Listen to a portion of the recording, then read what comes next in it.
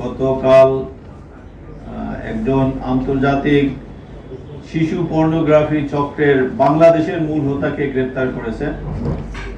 তার নাম হচ্ছে টিআইএম ফখরুজ্জামান। তিনি টিপু কিবরিয়া নামে সমধিক পরিচিত, হয়তো আপনাদের অনেকেরও পরিচিত হতে পারেন। এক সময় সে একটি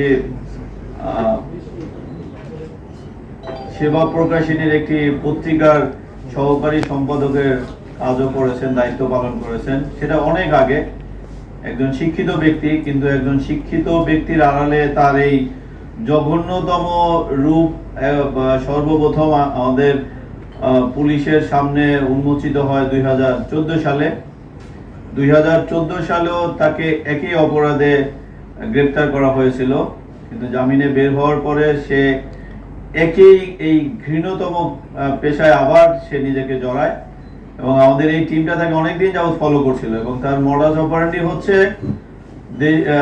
ঢাকা শহরের বা দেশের বিভিন্ন অঞ্চল থেকে ছিন্নমূল ছেলে পথ শিশুদের এই পর্নোগ্রাফির কাজে নিযুক্ত করে। সে অর্থের প্রলোভন দেখিয়ে ঢাকা শহরের গুলিস্তান, রমনা পার্ক, সোহরাওয়ার্দী উদ্যান বা আশপাশ এলাকায় যে সকল স্থানের ছেলে শিশুদের সামান্য অর্থের প্রলোভন দেখিয়ে সে তার বাসায় নিয়ে গিয়ে তাদের নানা রকমের অশ্লীল এবং গোপনাঙ্গের ছবি তুলে এবং সে সেটার ভিডিও তৈরি করে। শুধু তার বাসায় না, তাদের আন্তর্জাতিক ক্লায়েন্ট আছে, বিশ্বের বিভিন্ন দেশে তার যে ক্লায়েন্ট আছে তাদের চাহিদা মাফিক সে বিভিন্ন বন জঙ্গলে গিয়েও সে এরকম ছেলেদের নিয়ে গিয়ে মাইনর ছেলেদের নিয়ে গিয়ে সেখানে সে ঝোপের মধ্যে ছবি তুলে, ঝোপের মধ্যে সে ভিডিও করে। সে ভিডিও তার বাসায় নিজস্ব একটা ভিডিও প্যানেল আছে, এডিটিং প্যানেল আছে, সেখানে সে এডিট করে সে আন্তর্জাতিক বিভিন্ন যে পর্নোগ্রাফির ওয়েবসাইট আছে সেই ওয়েবসাইটে আপলোড করতো।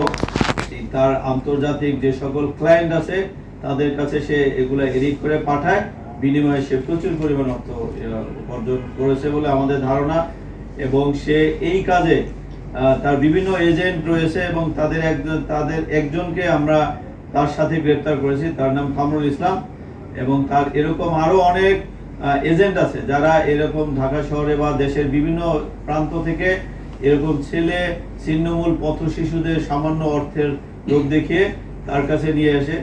এবং সে নিজে যেহেতু একজন আলোকচিত্র শিল্পী, সে এই এডিটিংটা ওই গ্রাহকদের চাহিদা মোতাবেক প্রস্তুত করে তাদেরকে পাঠাতো। এবং আমাদের তার আরো অনেক সহযোগীদের নাম আমরা পেয়েছি। এবং কালকে তার সেই আস্তানা থেকে আমরা একজন ভিকটিমকে উদ্ধার করেছি। সেই ভিকটিমের বয়স 12 বছর। তাকে আমরা তার পরিবারের জিম্মা অলরেডি দিয়ে দিয়েছি। এরকম বেশ কিছু ভিকটিমকে আমরা ইতিমধ্যে শনাক্ত করতে সক্ষম হয়েছি।